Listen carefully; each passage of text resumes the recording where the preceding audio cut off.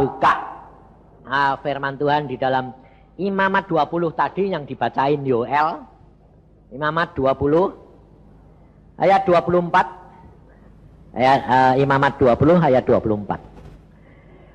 Tetapi kepadamu aku telah berfirman. Perhatikan. Tetapi kepadamu aku telah berfirman. Kamulah yang akan menduduki tanah mereka, dan akulah yang akan memberikannya kepadamu menjadi milikmu. Suatu negeri yang berlimpah-limpah susu dan madunya. Akulah Tuhan Allahmu yang memisahkan kamu dari bangsa lain. Nah, saudara, coba diperhatikan ayat-ayat ini. Kalau saudara dengar ayat ini, bukan ayat-ayat ya, cuma satu. Ayat ini, tanggapan saudara itu apa? Enak enggak? Enak toh? Dan itu yang kamu mau toh? Loh, benar enggak? Tapi perhatikan kata-kata firman Tuhan tadi. Ngomongnya apa?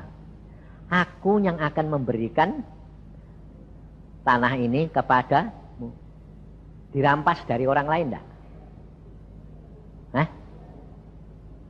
Nah kalau kamu jadi orang yang punya tanah terus dirampas sama Tuhan kasih ke orang deh. Kamu enggak pernah mikir gitu lah? Ayo, jujur.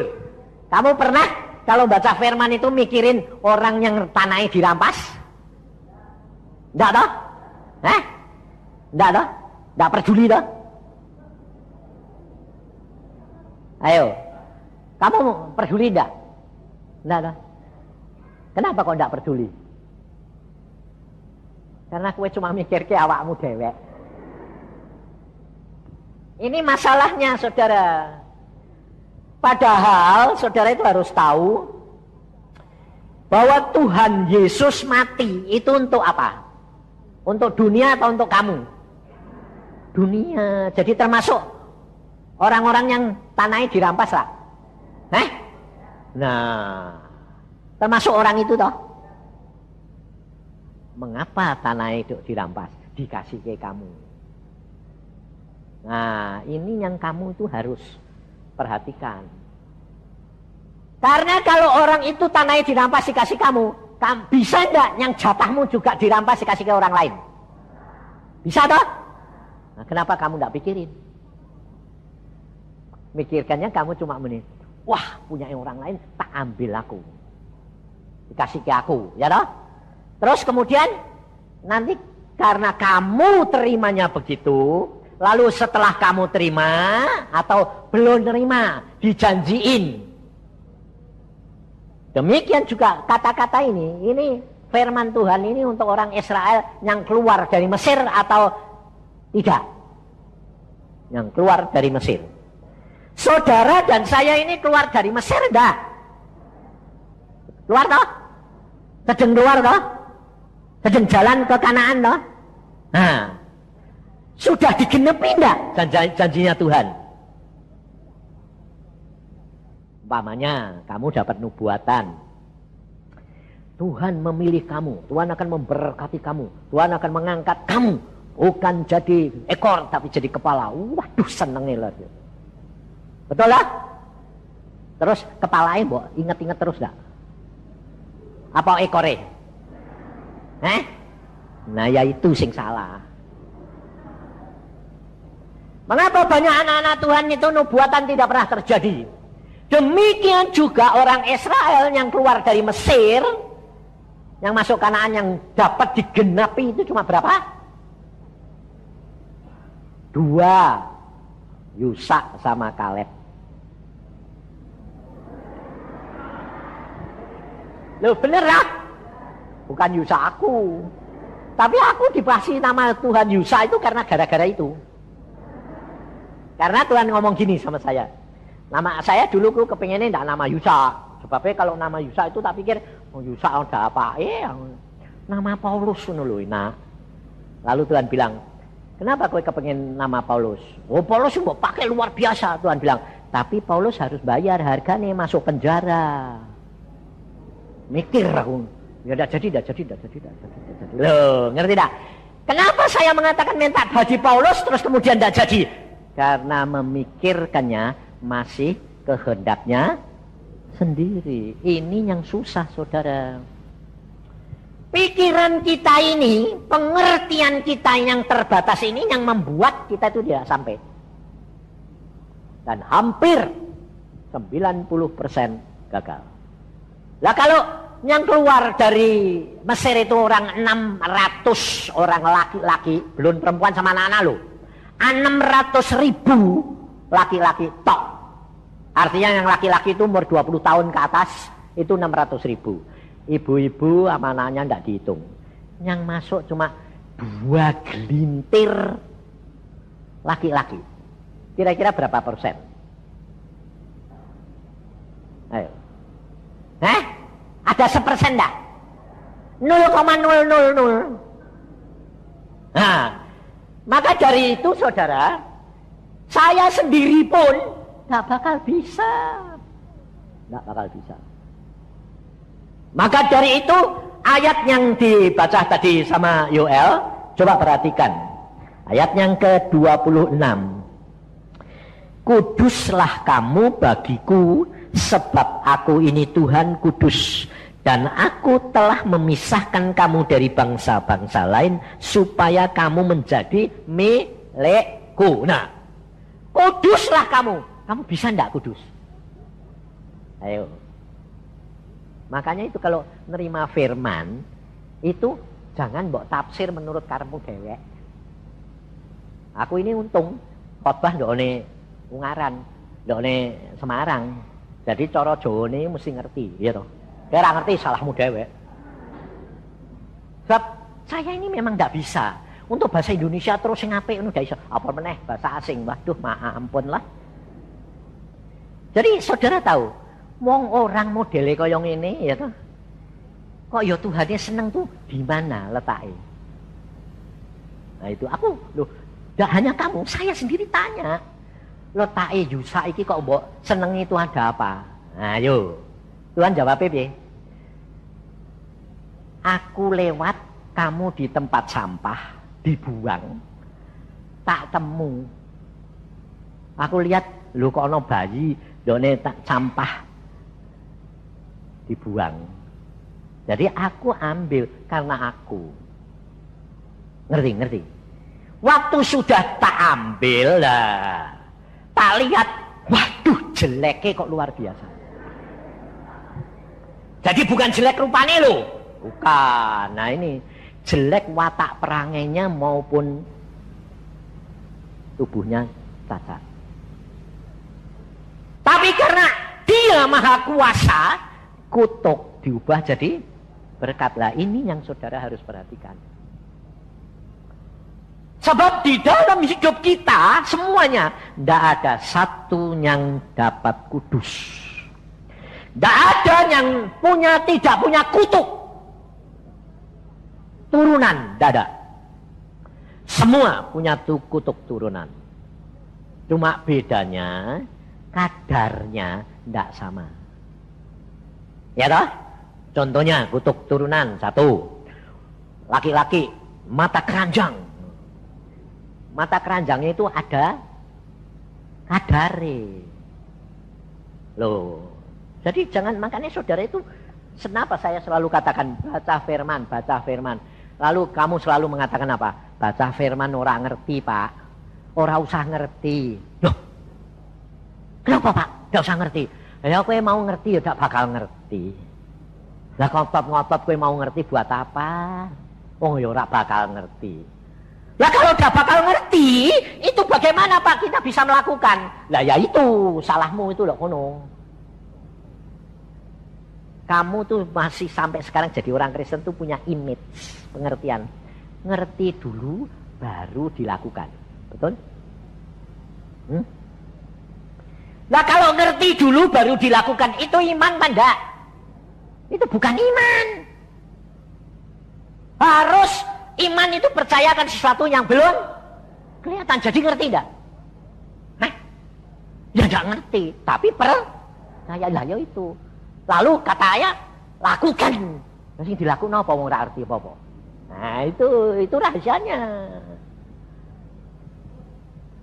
Kalau kamu ngerti baru melakukan, itu bukan iman. Tapi kalau kamu melakukan tanpa mengerti, itu iman. Karena percaya. Ngerti enggak? Jadi gampang enggak untuk ngasih tahu pikiran kita? Enggak usah ngerti. Laku wae, nyeruntul wae. Nah. Kira-kira gampang apa susah? Gampang kalau orang sing putus asa. Ya dah. Terus putus asa, tidak ada jalan lain. Ya mau tidak mau nyeruntul wae, mati ya, berdoa ya bakal mati yang ini. Contohnya orang penyakit kusta yang dibuang keluar Israel, Israel, Yehuda. Orang 4 kusta ini karena diasingkan ya, lalu dia bilang apa? Kita masuk kota tidak boleh dan kelaparan. Kita masuk ke tentara nih orang Aram, ya dibunuh karena kita sakit kusta. Daripada itu ya wis toh, coba, wah, ya toh. Lebih baik cari ke sana. Ternyata di sana dapetnya apa? Harta benda emas perak. Lah, ngerti dah? Makanya kalau ikut Yesus itu mesti berani mati. Loh, kalau aku bilang berani mati, terus gue ngomongnya piye? Loh Pak, berani mati kan kalau tantangan, ada tantangan dari orang luar, ikut Yesus tak bunuh gue. Ya itu mesti berani. Enggak gitu maksudku. Berani mati ini itu nekat. Sebab apa?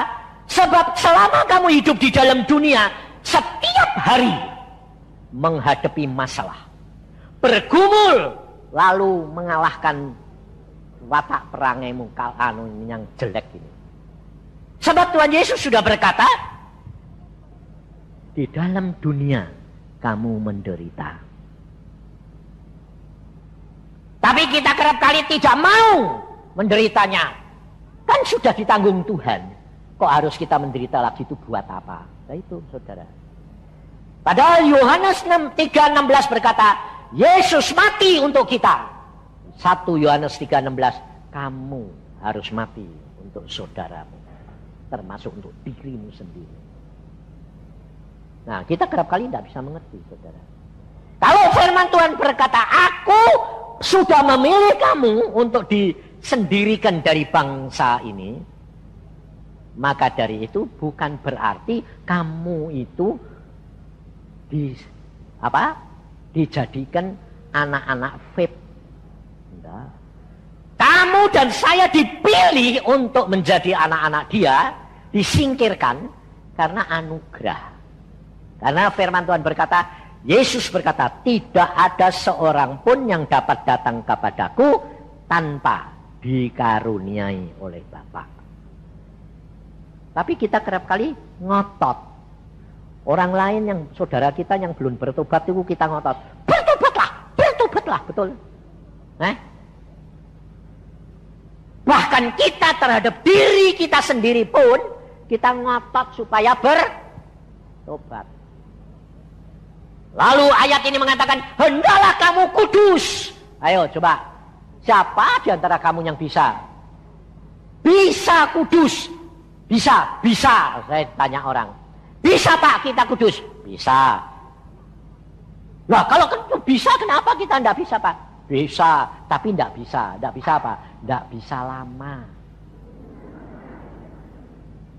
Betul tak? Bisa kudus tidak? Bisa. Kapan? Apakah kalau kudus itu berarti tidak berbuat, tidak mata keranjang, tidak mata duitan? Tidak ada dong orang di dunia orang mata duitan. Ayo. Ya dah? Tapi bisa tidak kudus orang mata duitan? Bisa tidak? Bisa. Sesaat. Entah kamu sedang menderita rak duwe apa-apa. Nah, memang tau duitan apa orang di duit? Orang duit. Nah ya dah. Nah. Tapi sebaliknya orang yang sedang kecukupan, tidak butuh apa-apa, duitnya oke, iso ndak mau tau duitan? Bisa. Sesaat. Nanti kalau keinginannya timbul, mata duitnya timbul. Nah ini loh saudara. Maka dari itu saudara kalau membaca firman, kamu baca saja, kemudian nanti saat-saat tertentu Roh Kudus akan mengingatkan, menerangkan. Karena di dalam firman dikatakan, Roh Kudus yang akan mengajar kamu, Roh Kudus akan memberi peringatan kepadamu, Roh Kudus yang akan mengatakan kepadamu, dia akan menuntun kamu dalam seluruh kebenaran. Jadi saat firman ini muncul, diterangkan, itu bagian kamu dan itu yang kamu harus lakukan. Ngerti? Karena apa? Karena Tuhan datangnya itu tidak pernah ngomong sih. Kamu kepengen kan gini, Tuhan tekone kapan? Mbok ngandani, mbok kita ngajar itu. Lawang bapaknya wis kandha dia raja di atas segala raja, mau datang kapan tak sukai kok. Tuhan mengenai bilang apa? Berjaga dan berdoa senantiasa. Bisa enggak? Ayo. Berjaga dan berdoa senantiasa. Bisa enggak? Nah, pinter.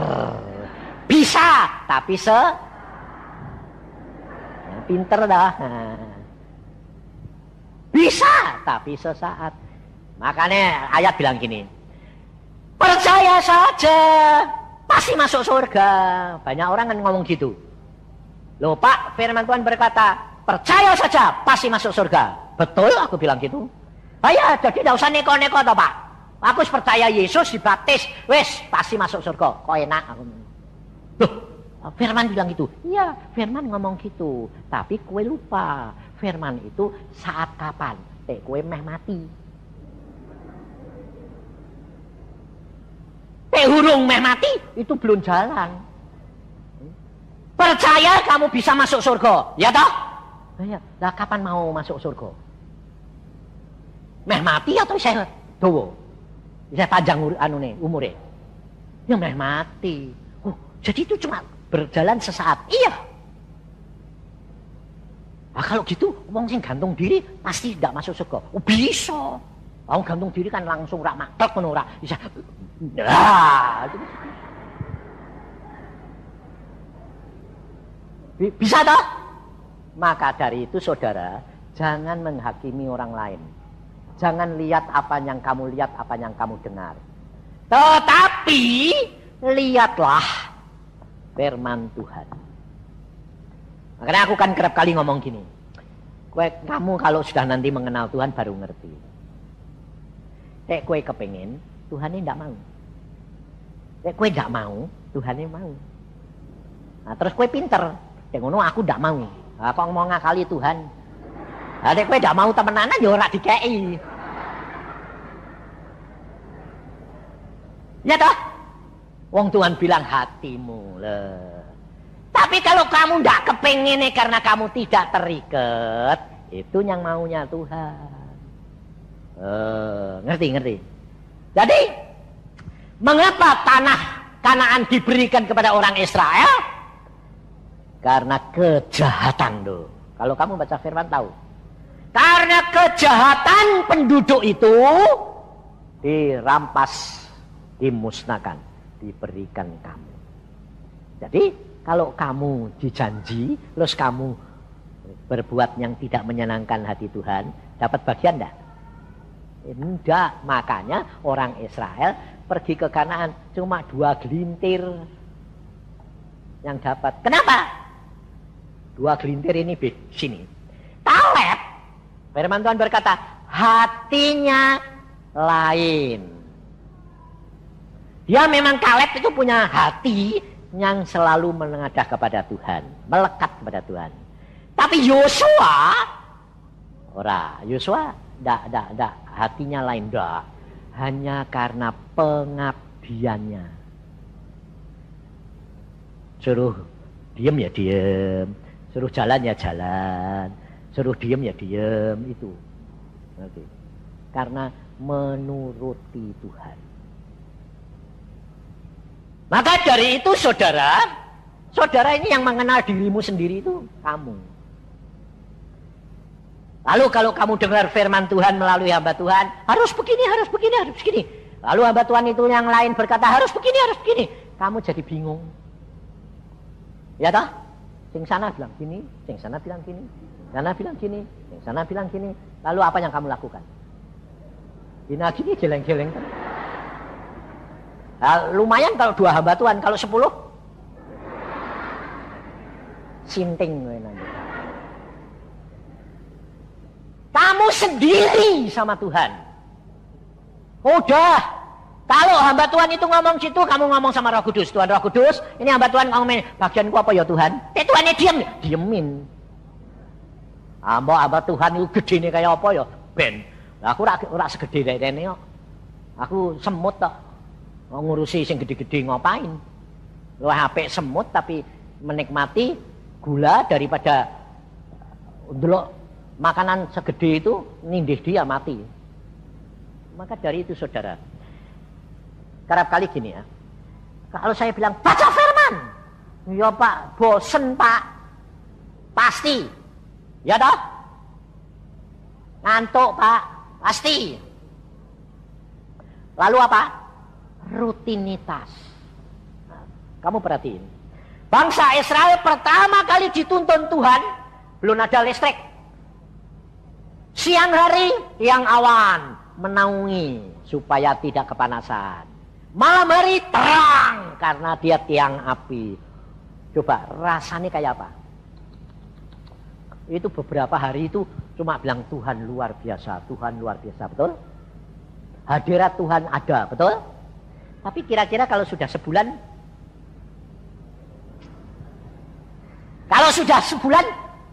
hadirat Tuhan dirasain enggak?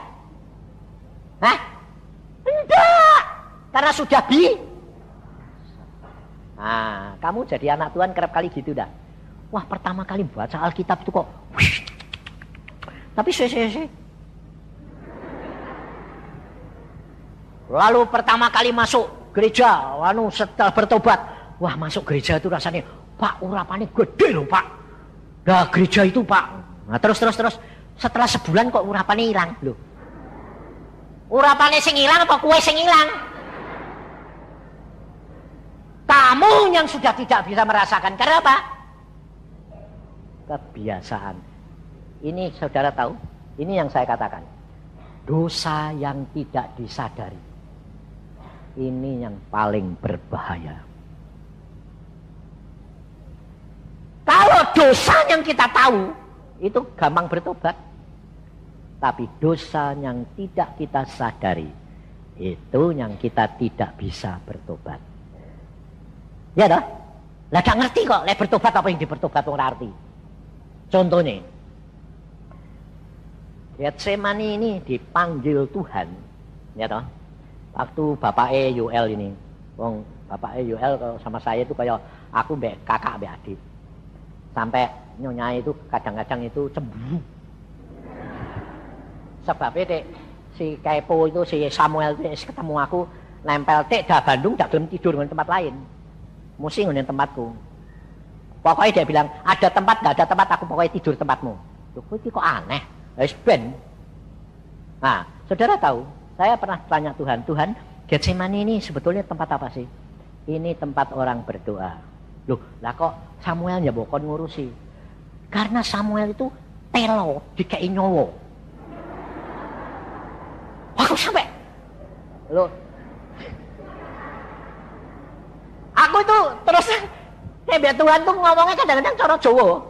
Jadi pada waktu Tuhan bilang, Yusa, kowe itu kok gak kepengen bahasa lidah? Gua apa? Jadi saya itu dapat bahasa lidah, barang itu gak ada sing nawarin, sing numpangi tangan, gak ada. Karena istri saya itu orang Pantekosta. Waktu pacaran, ayo yang pergi gereja Pantekosta, ngapain? Dapat bahasa roh. Ya saya. Aku diuyak-uyak lah, kurang apa-apa. Aku tuh bilang, loh aku rantu apa? Lah wong kowe iku gak percaya. Aku bilang, kowe ora, aku meno. Aku ya ora entuk. Lah padha wae. Kowe ora entuk, aku ora entuk. Aku bilang, ternyata sasetel aku beda. Kenapa? Pikirannya kuat. Cuma beda loh. Ini loh saya kasih tahu. Kalau dia per, aku baca. Aku baca itu kaku. Nggak bisa ditekuk-tekuk. Pokoknya maunya gini. Bisa ditekuk enggak? Hah? Masa? Ngawur itu. Makanya ngerti kok. Baja itu bisa ditekuk kalau dipanasi. Loh, kalau sekarang, oh iya. Nah, makanya itu ya denger firmannya mesti aja langsung mbok pikir mesti ngene. Alah. Belajar segala sesuatu. Baja itu bisa tekuk kalau sudah panas, nurut. Ya wis kene yang ini terus toh. Nah, itu saya. Sebaliknya istri saya per itu nurut selama dia takut. Jadi per ya toh, per itu ngadeke gini, diduduki kempet, nurut.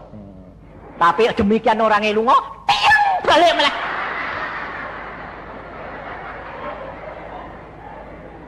Sama enggak? Hah? Loh, sama enggak? Enggak, sama. Baja kokoh tidak mau ditekuk kalau dipanasi. Per mau nurut tapi kental-kentul. Padha wae, tetep balik ke asalnya, padha.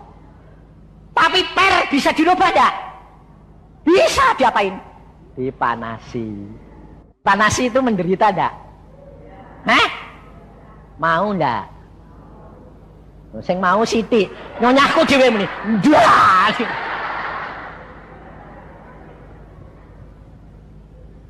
Karena apa? Dipanasi itu tidak enak, saudara. Tuhan sendiri. Tuhan sampai pernah ngomong yang terakhir kan ngomong gini. Ini makanya itu orang tidak bisa ngerti. Aku bilang tidak bakal ngerti ndak. Contohnya ya toh, tahun 2000 akhir saya di Temanggung, malam-malam itu Tuhan datang. Pagi. Yusa, kaget aku. Ngapa sih Tuhan? Wong bengi-bengi kok isih enak-enake turu kok teko. Langsung muni kurang ajar kowe iki. Lho, masa aku teko kowe ndak anu? Oh ya, mau aku ini, cuma aku kan isih ngantuk. Loh, saya jujur, terus terang sama Tuhan ya terus terang jujur apa adanya. Ini sertifikat. Sertifikat apa? Kamu sudah menyelesaikan tugasmu dengan baiknya. Terus mulai tahun 2001 tidak pergi ke penginjilan. Saudara kalau dengar gitu terus kemudian ini tahun 2005, loh, lah kok tetap muncul Pak? Loh. Nah, ngerti gak? Tuhan itu orang ngono. Berhenti ya berhenti. Aku 2001 sampai kapan itu berhenti? Satu saat Tuhan cuma ngomong, kamu pergi sana, ngomong. Loh katanya ndak oleh penginjilan. Siapa sing ngakon kue penginjilan? Aku tak kongkon kue lu ngomong. Ayo, piye? Ngerti? Gak ngerti. Makanya kalau kamu kenal Tuhan, Tuhan itu baik, yo galak, yo keras, nah ya, tapi rendah hati dan humor. Dan Tuhan tuh suka gaya goro-goro. Loh, jadi jangan kira kalau Tuhan tuh enggak gaya goro-goro. Aku bilang, loh Tuhan kok gaya goro-goro? Apa ono do Alkitab toh? Ono. Apa yang aku lakukan semua ada. Tuhan paling suka. Makanya aku kalau ketemu dia, saya enggak pernah berani gini. Apa kita bedek-bedek lah, nonsen bujel lah, kalah.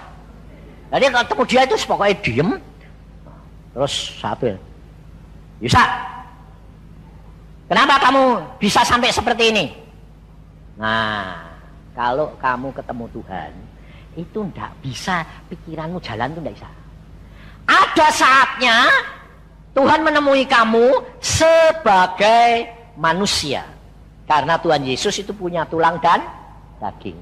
Nah, kalau dia menemui kamu sebagai manusia, kamu pikiranmu jalan. Seperti pada waktu di Yerusalem, Tuhan mengatakan, seperti aku menemui Salomo, aku menemui kamu. Kamu boleh minta apa saja, aku berikan kepadamu. Aku mulai mikir, rohani jasmani, ya. Nah, pikirannya jalan. Tapi pada waktu yang terakhir dia datang itu, dia bilang, Yusa, mengapa kamu bisa sampai seperti ini? Pikiran tidak bisa jalan. Yang jalan cuma iman. Imanmu, keadaanmu kayak apa, itu yang jalan. Jadi kamu tidak bisa gini, nanti aku temu Tuhan, aku minta ini. Ora, lah dia menemui kue sebagai apa? Tidak bisa. Ada saat-saat tertentu. Makanya itu, ini loh, apa sih? Aku dek ngomong, ini kan momentum, itu kan bahasa apa itu? Dek aku ngomongin ini, orang rasa ngono. Aku duwe bahasa yang istimewa. Tuhan tuh sukae sadet sanyet. Ngerti ke? Ngerti toh? Wong Semarang ora ngerti mau sadet sanyet, ngerti tak? Seketika. Bahasa Indonesia itu seketika. Tapi kalau seketika itu lain, mbek sadet sanyet itu beda. Soalnya sadet sanyet itu ada perbuatan. Kalau seketika kan cuma sesaat itu, ya toh? Sadet sanyet itu dia teko jelek. Ayo, ngene. Loh, lah kok ngono napa Tuhan? Wes ora ana aturane ora ana. Ngerti Saudara? Nah, Tuhan pada waktu itu kok isa kowe? Aku bilang, semua karena aku hanya melakukan apa yang Roh Kudus katakan. Tuhan bilang, itu yang membuat kamu berhasil. Itu yang membuat kamu berhasil. Tapi sekarang ono apa meneh aku ngene. Terus dia bilang, kalau aku ngomong apa? Aku saiki wis tak butuh yusa. Tak buak wae ngelok neraka. Kalau aku mau ambil kamu, sekarang aku ndak butuh, wis tak buak wae njun neraka. Ayo, kowe jawab apa? Sing satu bawa, ya jangan dong Tuhan. Ora isa. Saya cuma jawab, lah aku mbok buak ndok neraka ya sukamu to wong kowe sing punya aku. Meh mbok pateni mbok hidup ya sukamu lah. Lalu Tuhan itu manggut-manggut mesem gini, ya itulah hambaku. Kowe ora jawab ngono, iku durung dadi hambaku. Lah tapi orang lain kan ya tidak mungkin sih Tuhan. Ada orang lain ya ora bakal tak takoni ngono toh.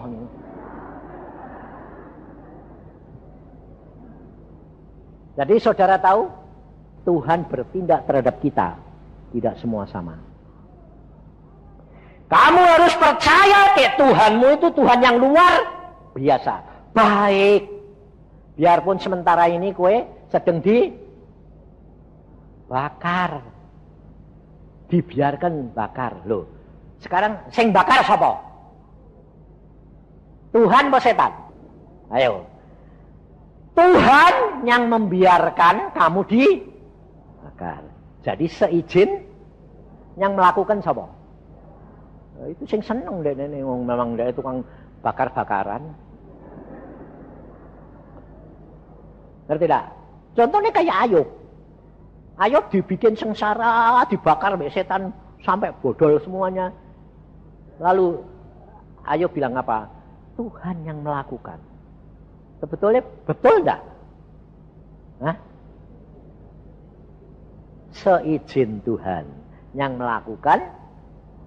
Nah, lalu kamu kalau sedang dibakar, yang kamu lakukan apa? Pangkingi wae, dalam nama Tuhan Yesus, dalam nama Tuhan Yesus. Setan ini ketawa atau malah kabur? Malah ketawa. Lho kok sing ngijine bapakmu kok kowe sing ribut. Lah ya tak? Lah terus apa yang kamu harus lakukan? Mengucap syukur. Ngomong wae, Tuhan, kowe itu apik. Iki mbok suruh mbok kon bakar ini kan seizinmu toh. Ya tapi kue itu apik. Apapun yang mbok lakukan itu baik. Cuma tolong Tuhan Roh Kudus, apa yang aku harus lakukan? Nah, itu yang kamu harus tanya.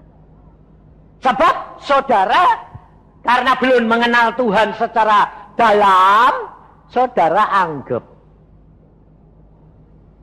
Tuhan Yesus sama Roh Kudus itu sama. Memang tiga-tiganya itu Bapa, Putra, dan Roh Kudus itu sama, Allah kita satu. Tapi fungsinya berbeda. Jadi pada waktu di Yerusalem saya ditemui Tuhan Yesus secara tulang dan daging itu, saya lihat, saya bilang, loh Tuhan kok datang? Ya, aku datang ini. Nah, waktu dia bertanya, minta apa saja? Saya mikir, secara pikiran ini, daging ini mikir. Saya minta susun, sampai 30 susun.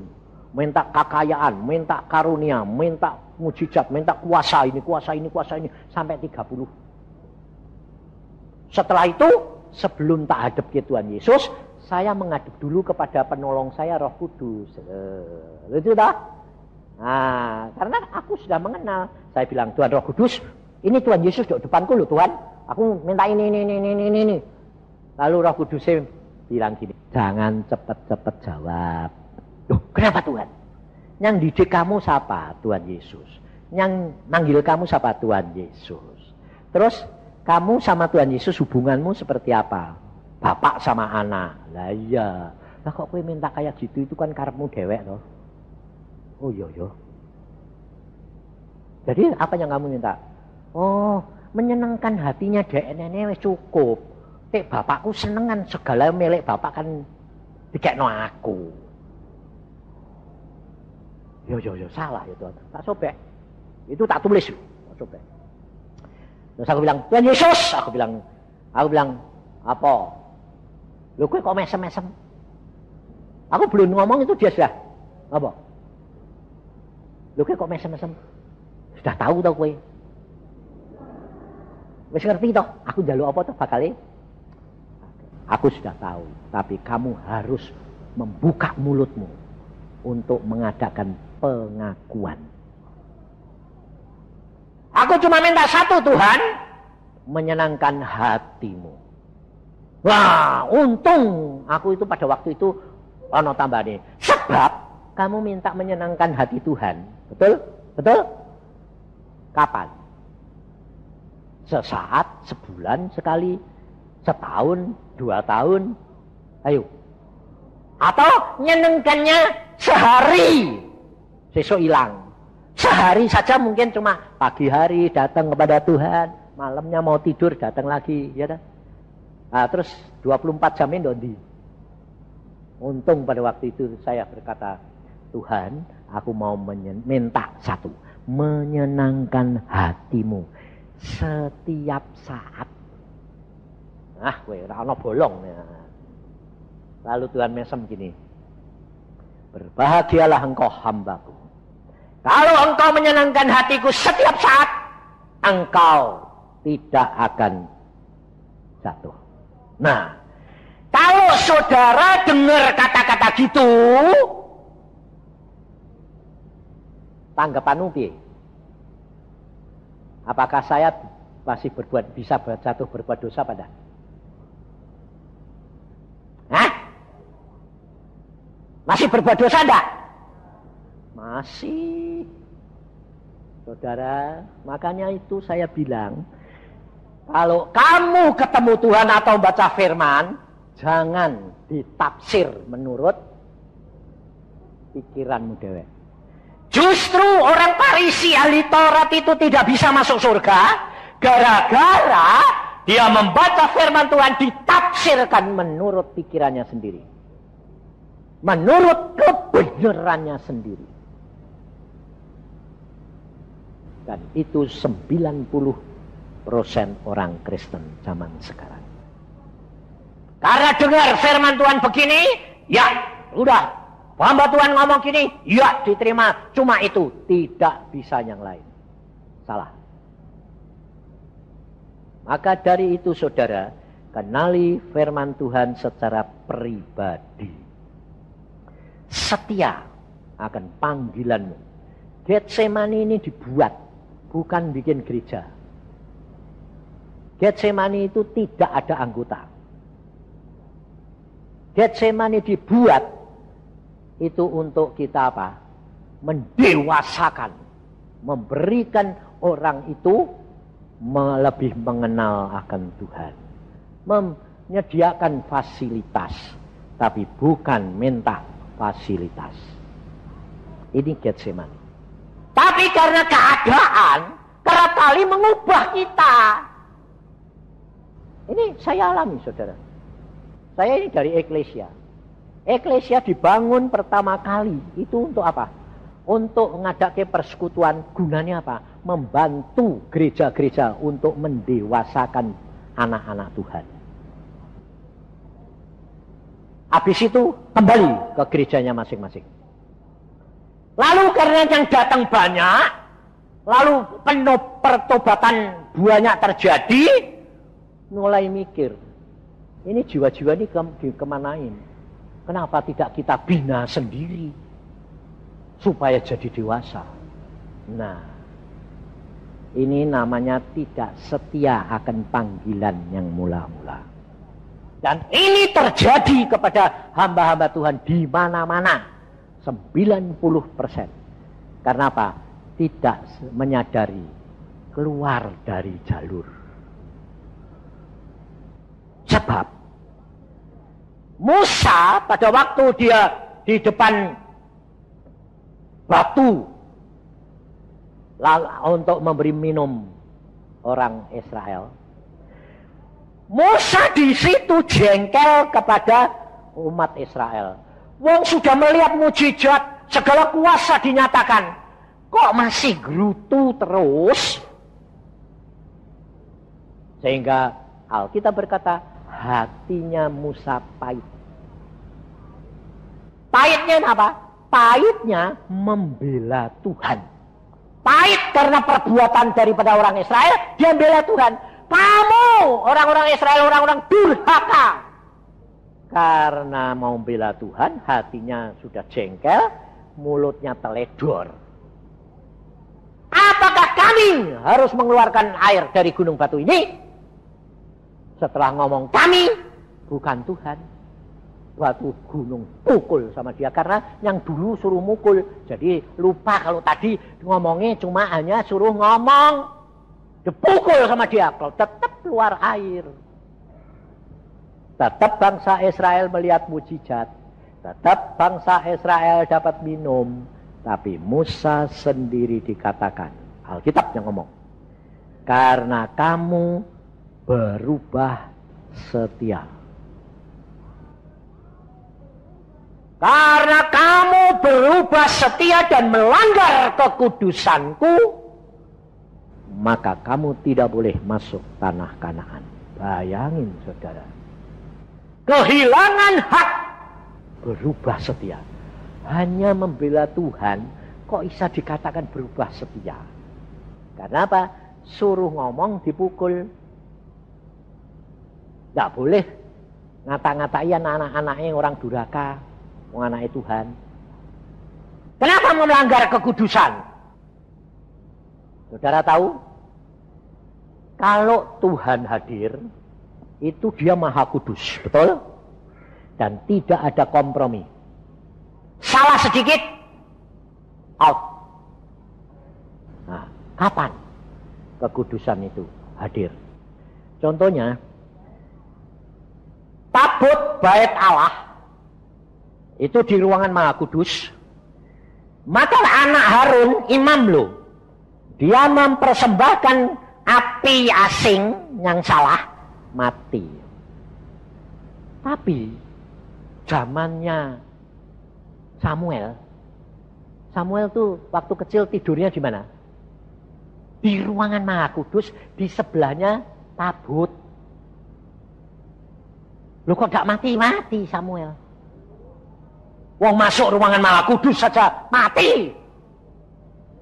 Kok Samuel tidur di situ? Apalagi Samuel kan kecil, ngompol dah.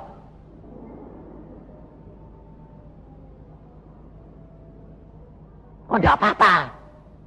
Kenapa tabut perjanjian pada waktu dirampas sama orang Filistin digotong-gotong enggak apa-apa? Kenapa pada waktu dibawa pulang ke Israel lembu terpleset dipegang Usa, mati. Itu namanya saudara. Kalau Tuhan hadir, itu ada kekudusan dia. Itu repot. Repotnya apa? Karena dia maha kudus. Sikap hatimu salah, payah.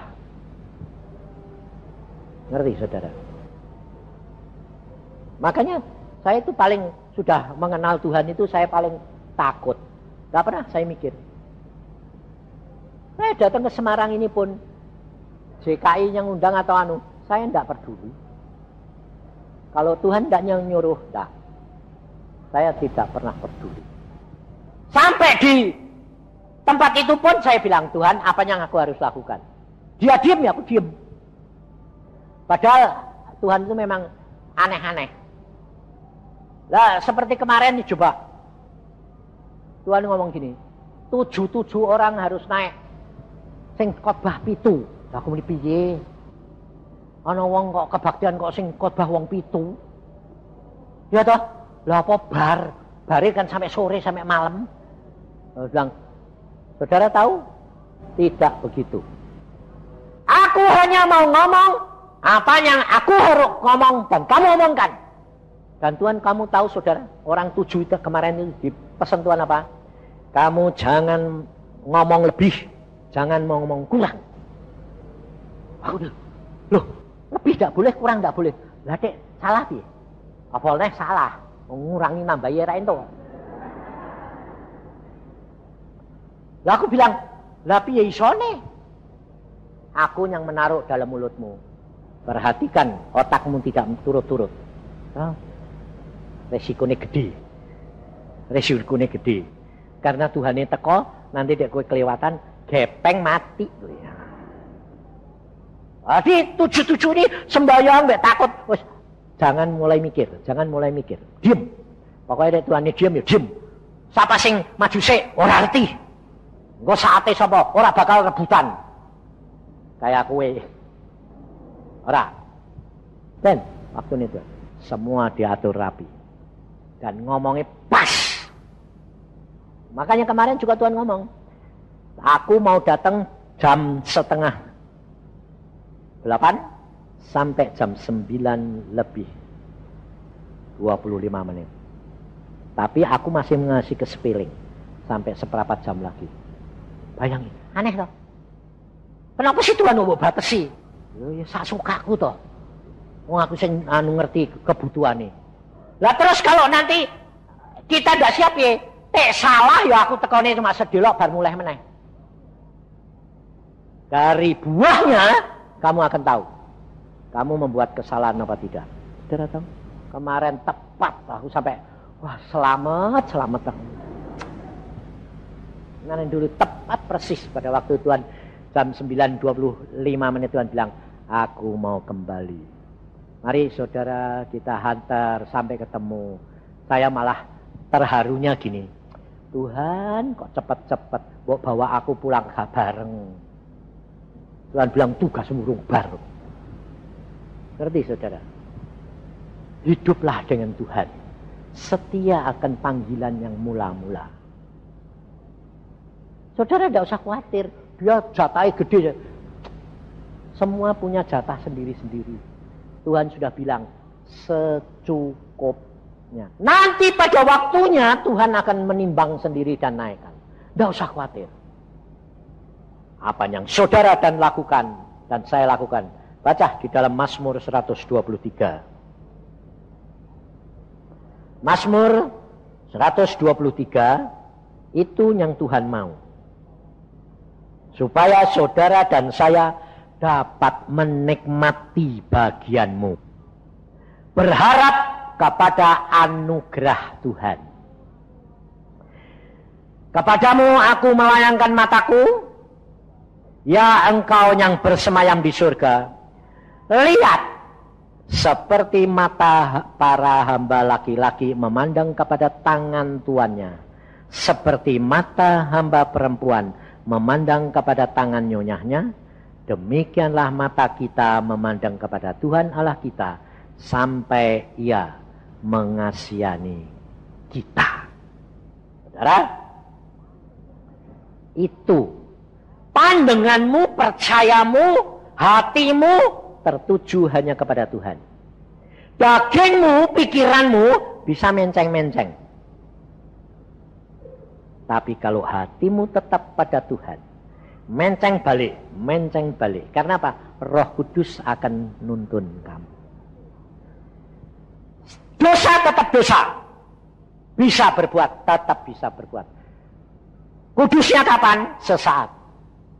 Tetapi nanti sempurna itu kalau kamu mati. Itu disempurnakan oleh Dia. Tetapi hatimu, angsal hatimu tetap ya Tuhan. Kamu mencang-menceng itu normal, manusia biasa. Tapi kamu akan kembali. Kamu tidak akan jatuh seperti Salomo. Hatinya menceng. Daud, hatinya tertuju kepada Tuhan. Biarpun dia jatuh, tetap balik dan diampuni. Itu maunya Tuhan buat saudara dan saya. Mari kita berdoa. Tuhan Yesus, firman-Mu sudah hamba sampaikan. Ajakanmu engkau hambamu sudah sampaikan. Supaya anak-anakmu hatinya tetap melekat kepadamu. Biarpun sedang dalam kepanasan, dalam penderitaan, dalam kebingungannya. Tapi kalau hatinya melekat kepadamu, selalu engkau itu punya jalan keluar. Engkau Allahku yang luar biasa. Hambamu sendiri mengalami. Keluarga hambamu mengalami. Bahwa bersama dengan Yesus apapun boleh terjadi. Jangan tinggalkan panggilan yang mula-mula. Untuk engkau diangkat menjadi anak, menjadi hamba, menjadi sahabat, menjadi pengerja. Jangan tinggalkan sikap hati. Ingat sikap hati. Bukan pengertianmu, bukan pikiranmu. Tapi sikap hatimu yang penting. Sekarang tiba waktunya. Tadi ayat mengatakan meminta belas kasihan Tuhan untuk mengharapkan anugerahnya ini. Terima kasih Tuhan. Tuhan mengatakan begini saudara. Sekarang kamu boleh minta. Yang kamu diperbolehkan minta. Kemampuan untuk tetap melekat kepada Tuhan. Hatimu. Tuhan hari ini khusus mau memberikan kepadamu kemampuan untuk hatimu tetap melekat kepada Dia. Terima kasih Tuhan akan anugerah-Mu, sehingga tubuh kami dihancurkan sekalipun, kami tetap mempunyai hati yang melekat kepadamu. Karuniakan kepada mereka kekuatan dan kemampuan, supaya jangan ada satu di antara mereka yang terhilang. Karena hatinya melekat kepadamu. Terima kasih Tuhan. Karena Engkau Allah kami yang luar biasa. Dalam nama Tuhan Yesus kami mengucap syukur dan percaya. Ucapkan syukur. Ucapkan syukur. Ucapkan syukur.